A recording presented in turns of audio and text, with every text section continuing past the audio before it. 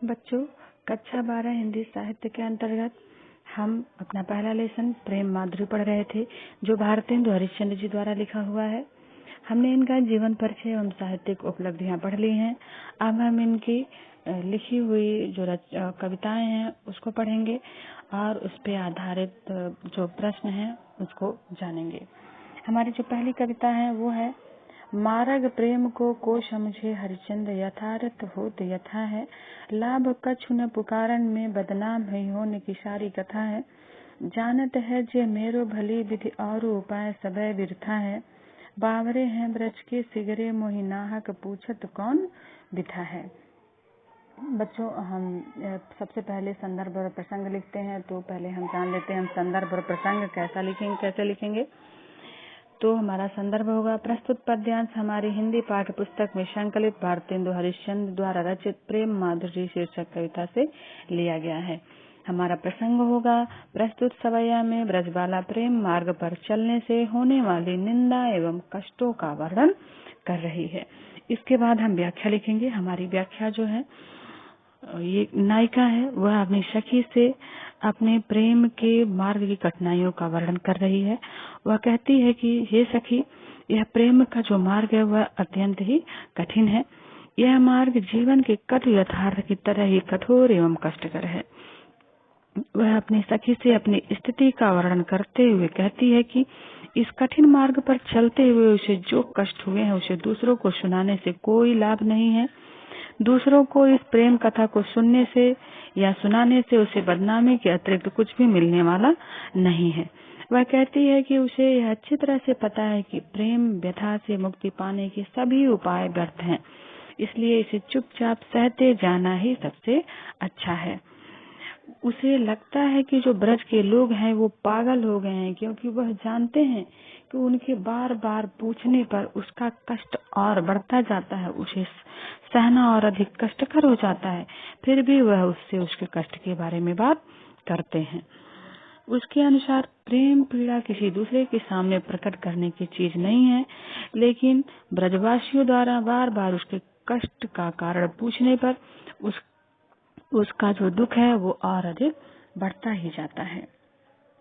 इसमें हमारा जो काव्य सौंदर्य होगा वह है भाव पक्ष के अंतर्गत प्रेम पीड़ा को दूसरों के सामने प्रकट न करने के भाव की अभिव्यक्त हुई है। रस इसमें वे प्रलंब श्रृंगार है।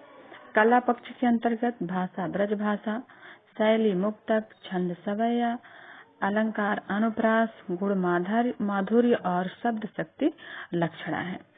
अब इस पे आधारित कुछ प्रश्न हमारे होंगे। वो प्रश्न है नायिका प्रेम मार्ग के संबंध में क्या कहती है। नायिका प्रेम मार्ग के संबंध में अपनी सखी से कहती है कि प्रेम मार्ग को समझना अत्यंत कठिन है। यह मार्ग जीवन के कटु यथार्थ की तरह ही कठोर एवं कष्टकर है। प्रेम के मार्ग को उसके वास्तविक रूप में अन्य कोई नहीं समझ सकता। अगला प्रश्न है ब्रज के लोग गोपी को कैसे लगते हैं और क्यों। ब्रज के लोग गोपी को पागल लगते हैं क्योंकि उनके विरही प्रेम को जानते हुए भी वे व्यर्थ ही बार बार उसकी प्रेम पीड़ा के बारे में पूछते हैं।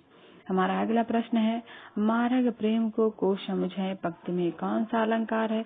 तो इस पंक्ति में यमा का अलंकार है। रेखांकित अंश की व्याख्या कीजिए। तो व्याख्या आपको बता दी जा चुकी है। प्रस्तुत पद्यांश के पाठ का शीर्षक एवं कवि का नाम। प्रस्तुत पाठ का शीर्षक प्रेम माधुरी तथा इसके कवि का नाम भारतेंदु हरिश्चंद्र है। हमारी अगली जो कविता है हम उसे देखते हैं। हमारी अगली कविता है आज लव जो न मिले तो कहाँ, हम तो तुम्हारे सब भांति कहाँ में, मेरो रहनो है कछुना ही सबय फल अपने भाग को पावे, जो हरिचंद भई सो भई अब प्राण चले चहता सो सुनावे, प्यारे जू है जग की यह रीति विदा के समय सब कंठ लगावे। नायिका अपने विरह दशा का वर्णन करते हुए कह रही है कि विरह में व्याकुल होने के बाद वो अपनी भावनाओं को व्यक्त कर रही है और कह रही है कि हे प्रियतम, आज तक तुम हमसे नहीं मिले तो कोई बात नहीं, हम तो सभी प्रकार से केवल तुम्हारे ही हैं। मेरा आपसे सिर्फ कोई उलाहना नहीं है, क्योंकि सभी अपने भाग्य का फल पाते हैं।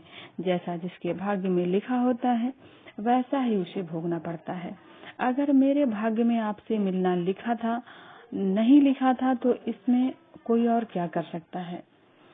कवि कहते हैं कि जो कुछ होना था वह तो हो चुका है, इसलिए बीती बातों को याद करके दुखी होने से कोई फायदा नहीं है।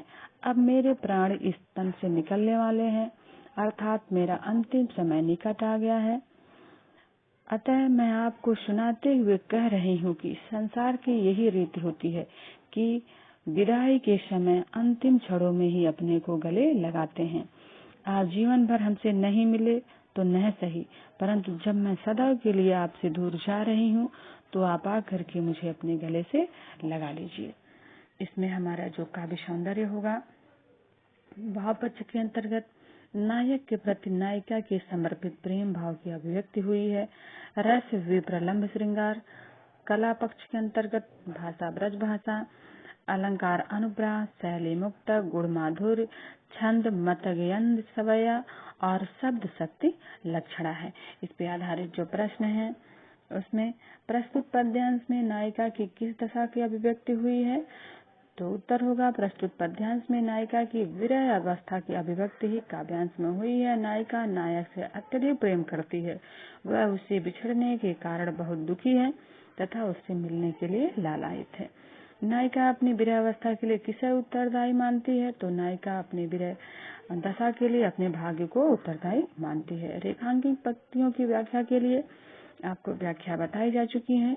प्रस्तुत पद्यांश में नायिका ने जगत की किस रीति का उल्लेख किया है, तो प्रस्तुत पद्यांश में नायिका ने जगत की जिस रीति का उल्लेख किया है उसके अंतर्गत जो व्यक्ति जा रहा होता है उसे गले लगाकर अंतिम विदाई दी जाती है।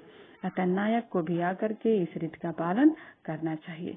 प्यारे जू हैं जग की यह रीति, विदा के समय सब कंठ लगावे, पक्त में कौन सा अलंकार है, तो प्रस्तुत पद्यांश में अनुप्रास अलंकार है, क्योंकि यहाँ समय में क्रमबद्ध रूप से स्वर्ण की आवृत्ति हुई है। बच्चों, इसके आगे की कविताएं हम अपने अगली क्लास में पढ़ेंगे। धन्यवाद।